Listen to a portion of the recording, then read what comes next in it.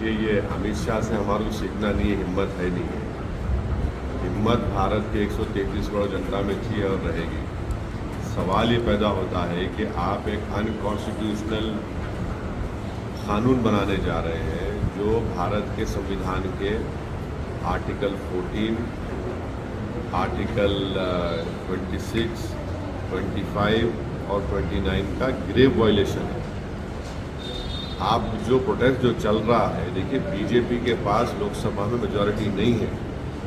ये अनकॉन्स्टिट्यूशनल जो bill BJP ला रही है, जिससे वो हमला कर रहे हैं मुसलमानों के मस्जिदों पर, दरगाहों पर, खानखाहों पर, ग्रेवयार्ड पर और इवैक्यू वक्फ प्रॉपर्टीज़ के ऊपर, और लिमिटेशन एक्ट निकाल कर, लिमिटेशन एक्ट अप्लाई करके, और दूसरा जो कलेक्टर या सुपीरियर ऑफिसर का प्रोविज़न लगाए, ये सब इस बात को बताते हैं कि उनका मकसद वक्फ प्रॉपर्टीज़ को बचाना नहीं है, वक्फ प्रॉपर्टीज़ से कब्जेदारों को निकालना नहीं है, वक्फ प्रॉपर्टीज़ के रेवेन्यूज बढ़ाना नहीं है, ना वक्फ का कुछ फ़ायदा करना है। सिर्फ और सिर्फ अपनी आरएसएस हिंदुत्व की आइडियोलॉजी के तहत इस बिल को कानून की शक्ल में देना चाह रहे हैं। लोकसभा में मेजॉरिटी नहीं है। जब तक चंद्रबाबू नायडू, नीतीश कुमार, चिराग पासवान और जयंत चौधरी का सपोर्ट नहीं रहेगा, ये बिल तो पास ही नहीं होगा। अब अगर इस तरह का अनकॉन्स्टिट्यूशनल बिल, जिसको सरे से कश्मीर से लेके भारत के हर रियासत में, हर प्रदेश में मुसलमानों ने इसको रिजेक्ट किया है, अगर ये कल कानून बनेगा तो कभी भी भारत का मुसलमान चंद्रबाबू नायडू को, नीतीश कुमार को, चिराग पासवान को, जयंत चौधरी को माफ़ नहीं करेगा। क्योंकि वो अगर सपोर्ट कर रहे हैं बीजेपी को, इस तरह से सपोर्ट आप अपनी आंख और दिमाग के ऊपर पर्दा डाल कर सपोर्ट नहीं कर सकते, जिससे मुसलमानों के मस्जिदों को, दरगाहों को, खानखाहों को छीन लिया जाएगा। और ये बार बार जो बीजेपी की तरफ से प्रोपेगेंडा होता है, नहीं इसमें कुछ नहीं है। आप एक बात बताइए, हिंदू एंडोमेंट बोर्ड में, गुरुद्वारा प्रबंधक कमेटी में, क्रिश्चियन चैरिटेबल ऑर्गेनाइजेशंस में अगर कोई एंक्रोचर 12 साल से एंक्रोच करा तो क्या ओनर बन जाता? वो नहीं बनता ना ओनर। वो आप ये बिल में ला रहे हैं कि अगर कोई वक्त की प्रॉपर्टी पर 12 साल से काबिज है तो उसका एंक्रोचर बनाएंगे। लिमिटेशन एक्ट निकाल रहे हैं आप। हरियाणा, पंजाब में और भारत के कोने कोने में इवैक्यू वक्फ प्रॉपर्टीज़ है, उसका आप सेक्शन निकाल दिए हैं, ओमिट कर रहे हैं। तो आप क्या करेंगे? आप कब्जा कर लेंगे वो इवैक्यू वक्फ प्रॉपर्टीज़ को। तीसरा, जितने भारत में हिंदू धर्म के बोर्ड हैं, क्रिश्चियन धर्म के बोर्ड हैं, सिख गुरुद्वारा के बोर्ड हैं और मुसलमानों का वक्फ बोर्ड मुस्लिम धर्म का है, ये उसी धर्म के लोग उसके मेंबर बनते हैं। अब बीजेपी ये बोल रही है कि मुसलमानों के इस वक्फ बोर्ड में नॉन मुस्लिम को मेंबर बनाएंगे। क्यों बनाएंगे भाई आप नॉन मुस्लिम को? कि आर्टिकल 26 का वायलेशन नहीं है क्या? आप बिहार के नीतीश कुमार, बिहार में एंडोमेंट बोर्ड है, वो तो ये कहता है कि सिर्फ हिंदू ही मेंबर बन सकता, सिख नहीं बन सकता, ना बौद्ध बन सकता है। तो क्या किरण रिजिजू बुद्धिस्ट है, क्या वो मेंबर बन सकते हैं बिहार के एंडोमेंट बोर्ड में? नहीं बन सकते। किरण रिजिजू का मेंबर बन सकते बोध गया में, क्योंकि वहां पे बुद्धिस्ट और हिंदू लिखा हुआ है। तो ये अच्छा, फिर आप काशी विश्वनाथ में बनाइए, किरण रिजिजू को बनाएंगे आप? क्या किसी नॉन हिंदू को बना सकते हैं? वहां पे तो एम्प्लॉय भी, ऑफिसर जो होता, कमिश्नर, वो तो उसको हिंदू होना चाहिए। तो ये आप इस तरह का प्रोविजन ला रहे हैं। और कलेक्टर एंड अबव ऑफिसर, कौन है कलेक्टर भाई? कलेक्टर को अपॉइंट करता एग्जीक्यूटिव, और एग्जीक्यूटिव का अपॉइंटी कलेक्टर या सीनियर ऑफिसर होगा। आप इस बिल में सेक्शन 3C में बोल रहे कि अगर कोई प्रॉपर्टी पे डिस्प्यूट होगा गवर्नमेंट का तो कलेक्टर डिसाइड करेगा या सीनियर ऑफिसर। भाई प्रिंसिपल्स ऑफ नेचुरल जस्टिस ये कहते हैं कि आप अपने ही केस में जज नहीं हो सकते हैं। आप कैसे जज बना रहे हैं उसको? और फिर इतना पावर आप दे रहे हैं कलेक्टर या सुपीरियर ऑफिसर को कि अगर कोई जाकर कंप्लेन कर दे कि वक्फ प्रॉपर्टी नहीं है तो कलेक्टर इंक्वायरी ऑर्डर कर देंगे। जब इंक्वायरी ऑर्डर करेंगे तो प्रॉपर्टी वक्फ की नहीं रहेगी। मजाक है क्या? इंक्वायरी पे प्रॉपर्टी वक्फ नहीं रहेगी और कलेक्टर क्या करेगा? इंक्वायरी ऑर्डर कर देगा और मुकम्मल नहीं करेगा उसको, तो मैं तो वक्फ प्रॉपर्टी से महरूम हो गया। और ये जो पूरे देश में जो बीजेपी आरएसएस जो झूठा प्रचार कर रही है कि हर जगह डिक्लेयर कर सकते, नहीं कर सकते। मेरी प्रॉपर्टी को ही मैं वक्फ कर सकता हूं और उसका गजट नोटिफिकेशन कौन इशू करता है? उस स्टेट का चीफ सेक्रेटरी इशू करता है। गजट नोटिफिकेशन जो होता है गवर्नमेंट का होता है, तो गजट नोटिफिकेशन तो गवर्नमेंट इशू करती है।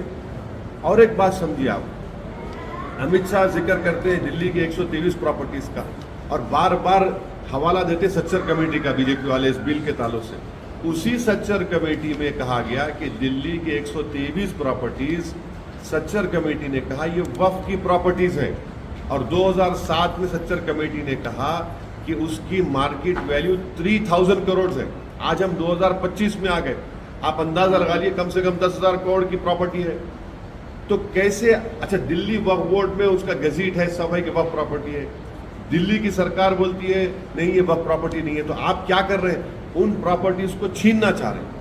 कलेक्टर और सुपीरियर ऑफिसर बैठेगा, कौन सा कलेक्टर कौन सा सुपीरियर ऑफिसर गवर्नमेंट के खिलाफ जाएगा, और वो बीजेपी गवर्नमेंट। और एक बात समझिए, अभी वक्फ बोर्ड में इलेक्शन होता है एमएलए कैटेगरी का, एमपी का, मुतवल्ली का और बार काउंसिल का। आप इलेक्शन को ही खत्म कर दे रहे, क्यों खत्म कर रहे हो? इलेक्शन के खिलाफ क्यों? बीजेपी डिक्टेटरशिप के खिलाफ, मालूम आप डिक्टेटरशिप चाहते हैं, इलेक्शन खत्म कर दे रहे। अच्छा, अगर कोई वक्फ बोर्ड का चेयरमैन मेंबर्स नॉमिनेट होंगे, गवर्नमेंट नॉमिनेट करेगी, किसको नॉमिनेट करेगी? अपने तमाम जोकरों को। अच्छा, चेयरमैन को हम हटा भी नहीं सकते इस बिल में। मैं भारत की पार्लियामेंट में, भारत की विधानसभा में मैं एक चीफ मिनिस्टर को, स्पीकर को बाई मोशन हटा सकता हूं, मगर वक्फ बोर्ड में बीजेपी बोल रही नहीं, आप चेयरमैन को नहीं हटा सकते। अच्छा, फिर हर स्टेट वक्फ बोर्ड, हर एक स्टेट वक्फ बोर्ड में जो प्रॉपर्टी होती है मुतवल्ली की, उसका इनकम का 7% आपको स्टेट वक्फ बोर्ड देना पड़ता। आपने उसको भी कम कर दिया, उसको भी कम कर दिया। आप ये बताइए कि एंक्रोचमेंट्स निकालने बोलते वक्फ प्रॉपर्टी में कब्जा हो रहा है। अच्छा, कब्जा हो रहा है मानते चलिए, तो जब मुख्तार अब्बास नकवी मंत्री थे, उन्होंने लोकसभा में एक बिल को इंट्रोड्यूस किया था एंक्रोचमेंट्स को हटाने के लिए वक्फ बोर्ड। बीजेपी ने इस बिल को विड्रॉ क्यों कर लिया? विड्रॉ क्यों कर लिया आपने? अच्छा, आखिरी बात, फिर ये बोलते कि नहीं नहीं, अमित शाह बोल रहे कि इस वक्फ ट्राइब्यूनल के खिलाफ कोर्ट को नहीं जा सकते। कितना झूठ बोलते हैं अमित शाह, देश के गृह मंत्री रहकर इतना झूठ बोलते हैं। ट्राइब्यूनल है वक्फ ट्राइब्यूनल, भारत के संविधान के सेक्शन थे ट्राइब्यूनल बना। वक्फ का ट्राइब्यूनल है, इनकम टैक्स का ट्राइब्यूनल है, रेलवे क्लेमेंट्स ट्राइब्यूनल है, एनजीटी का ट्राइब्यूनल है, ऐसे 14-15 ट्राइब्यूनल देश में काम कर रहे हैं। उसके और हिंदू एंडोमेंट बोर्ड के ट्राइब्यूनल्स हैं, उसके जजमेंट के खिलाफ आप रिव्यू पिटीशन डाल सकते हैं हाईकोर्ट में। अमित शाह झूठ बोल रहे, जा नहीं सकते, रिव्यू पिटीशन डालिए ना। क्या एनजीटी के जजमेंट के खिलाफ नहीं डाल सकते आप? क्या इनकम टैक्स ट्राइब्यूनल के खिलाफ नहीं डाल सकते आप? देश को गुमराह कर रहे हैं, झूठ बोल रहे हैं अमित शाह। और इस अभी बिल में प्रपोज क्या कर रहे हैं कि वक्फ ट्राइब्यूनल में अभी आज की तारीख में डिस्ट्रिक्ट सीनियर जज को chief justice of the high court appoint करता है, तो वो चीफ जस्टिस के एडमिनिस्ट्रेटिव कंट्रोल में रहता है। बिल में अमित शाह क्या कर रहे हैं, मोदी क्या कर रहे हैं कि नहीं, हम लोग रिटायर्ड जज को लाएंगे। अबे रिटायर्ड जज किसके कंट्रोल में होगा? फिर एक डिस्ट्रिक्ट जज जो सिटिंग है उसको क्यों निकालना चाह रहे हैं आप? आप किसी भी एतबार से वक्फ को बचाने के लिए नहीं, वक्फ को लूटने के लिए ये बीजेपी एनडीए की सरकार ये लुटेरों का काम कर रही है। ये छीनना चाह रहे वक्फ की प्रॉपर्टीज को। सर्वे कमिश्नर है, सर्वे कमिश्नर को क्यों उठा रहे आप लोग? सीनियर मोस्ट ऑफिसर है। तो ये पूरा का पूरा एक लूटने के लिए, इसको वक्फ अमेंडमेंट नहीं बोलना चाहिए, लुटेरा अमेंडमेंट कानून बोलना चाहिए, लूटने का। सर, आपने जिक्र किया बिहार के पॉलिटिकल पार्टी का जो एनडीए में पार्टनर हैं, तो क्या आगामी चुनाव में आप इस इशू को, वक्त के इशू को देखिए, ये चुनाव का इशू नहीं है, ये भारत के संविधान की सॉवरेनिटी का, सेपरेशन ऑफ पावर्स का इशू है, फंडामेंटल राइट्स का इशू है।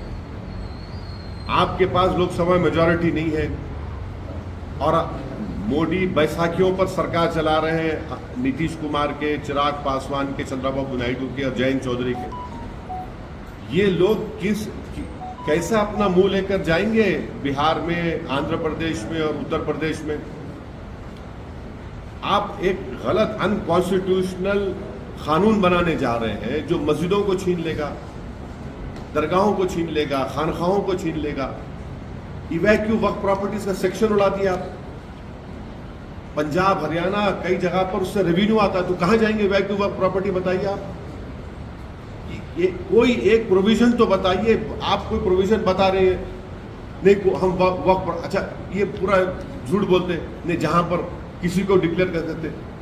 भाई साहब, जितनी प्रॉपर्टी है वक्फ की वो हमारे बुजुर्गों के गाढ़े खून की कमाई है और स्टेट गवर्नमेंट उसका गज़ीट इशू करती है, और आप बोल रहे कि ये कर दिए वो कर दिए। हाँ, एग्जाम्पल्स होंगे कहीं ना कहीं, उसके लिए ट्राइब्यूनल है, उसके लिए कोर्ट है, डिसाइड करेगा, मगर आप पूरा का पूरा वक्फ बोर्ड को खत्म करना चाह रहे हैं, आप खत्म ही कर देना चाह रहे हैं। और जो प्रोविजंस हिंदू एंडोमेंट बोर्ड में सिख गुरुद्वारा प्रबंधक कमेटी में है वो वहां पर अच्छे हैं, तो यहां पर बुरे कैसे हो जा रहे हैं? तो वहां पर भी करिए ना, आप चलिए करिए, वहां पर भी चेंज करिए। फिर आप आंध्र प्रदेश में सर सरकार ने इफ्तार आयोजित किया, लेकिन कई सारे मुस्लिम संगठनों ने उसे अरे हमारी जूती पे रखते इस तरह के इफ्तार पार्टियों को, जो हमारी मस्जिदों को छीनना चाह रहे हैं, हमारी वक्फ की प्रॉपर्टी को छीनना चाह रहे हैं। देखिए, वक्फ जो है पब्लिक प्रॉपर्टी नहीं है, गवर्नमेंट नहीं दी उसको। बीजेपी हमारे हिंदू भाई बहनों को भटका रही है। वक्फ की प्रॉपर्टी हमारे बुजुर्गों की है, और जब वक्फ कोई करता है, हिंदू धर्म में आप दान करते हैं किसी देवी के नाम पर, किसी भगवान के नाम पर, किसी मंदिर को, तो उसका मालिक कौन होता है? देवी और भगवान हो जाते हैं ना, यहाँ पर अल्लाह होता है। अब बीजेपी क्या बोलती है? नहीं फिर मुस्लिम महिलाओं का हक मार खा जाएगा। अरे भाई, जब कोई आदमी अपनी प्रॉपर्टी को, भारत के संविधान में आर्टिकल 300 प्रॉपर्टी वाला राइट है, मैं अपने धर्म को दे रहा हूं, किसी देवी के नाम पर, किसी मंदिर के नाम पर, किसी वक्फ के नाम पर दे रहा हूं, उसका मालिक तो अल्लाह हो गया ना। तो उसमें बेटा बेटी का हिस्सा कहां रहा उसमें? आज हैरत की बात यह है कि वो बोल रहे हैं कि आप ओरल गिफ्ट नहीं कर सकते। अभी ट्रांसफर ऑफ प्रॉपर्टी एक्ट जो भारत में है, उसमें प्रोविजन है कि मैं ओरल गिफ्ट कर सकता हूं और ये बोल सकता हूं कि भाई मेरे इस बेटे को, बेटी को इतना इतना मिलेगा। मगर बीजेपी क्या करी? एक्ट है, मगर मैं ओरल गिफ्ट नहीं कर सकूंगा वक्फ के लिए। अरे भाई, एक्ट है ना, कानून है, तो अप्लाई होना चाहिए। तो इसमें कोई प्रोविजन मुसलमानों के वक्फ प्रॉपर्टीज को बचाने के लिए, इंप्रूव करने के लिए नहीं। अच्छा, अगर कोई वक्फ प्रॉपर्टी कोई फ्रॉडुलेंटली बेच देता था, प्रोविजन क्या था 95 एक्ट में? तो उसको 2 साल की सजा और नॉन बेलेबल, आप उसको बेलेबल कर दिए, सिंपल इम्प्रिजनमेंट कर दिए। तो बचाइए कौन सा? मेरा बीजेपी वालों को बोला है कि झूठ क्यों बोल रहे हैं आप, और वो भी गृह मंत्री झूठ बोल रहे हैं। आप कोर्ट को जाइए। अरे कोर्ट को क्यों जाएंगे? जब आप अनकॉन्स्टिट्यूशनल कानून बनाइए, कोर्ट को जाइए। आप बनाते क्यों सा कानून जो कोर्ट को जाने के लिए कानून बनाते? क्या सर बीजेपी का खाली ये कहना है कि वो डराया जा रहा है और मुस्लिम खतरे में नहीं बल्कि आपकी वोट बैंक की राजनीति खतरे में। इतना सब बोलने के बाद भी हम आपको सुन ले, इतना एक एग्जाम्पल दे के बोला हूं। इतने आपको मैं अभी जो बोला हो ना, कम से कम 15-20 अमेंडमेंट्स के बारे में बोल दिया हूँ। Thank you. आप एक देखिए, एक स्टैंड अप कॉमेडियन किसी एक वीडियो बनाता है, बोलता है गद्दार बोलता है, आप आसमान सर पे उठा लिए। और वही महाराष्ट्र में हमारे प्रॉफिट मोहम्मद सल्लल्लाहु अलैहि वसल्लम के बारे में एक महाशय ने, महाशय भी बोलना बेकार है, वो अनाप शनाप बकने की कोशिश किए, आप अरेस्ट नहीं करते? माने आपको अगर कोई गद्दार बोलेगा तो आपको तकलीफ हो जाती है।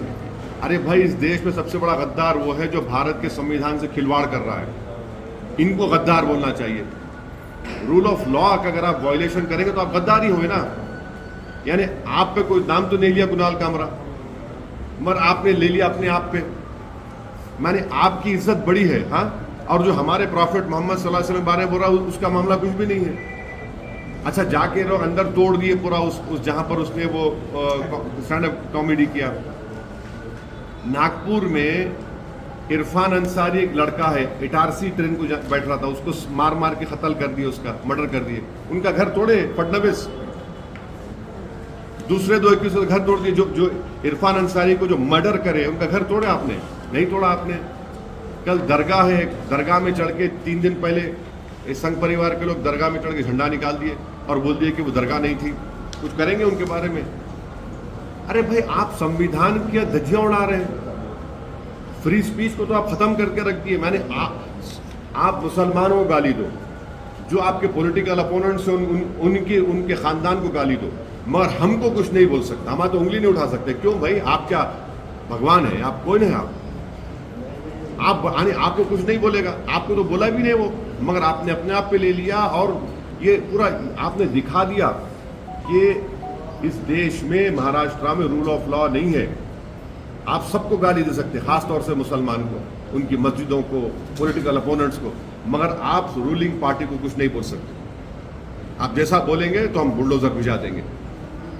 ये तो आपका selective application of the law है जो संविधान को कमजोर करेगा। ईद के चंद दिन बचे हैं सर, कुछ मैसेज देना चाहेंगे ईद को लेकर देश को? मैं सबको ईद की मुबारकबाद पेश करते हैं और हम एक ही लाइटर वेन बोल रहे हैं कि कोई किसी को ज़बरदस्ती शीर खुरमा ना पिलाए।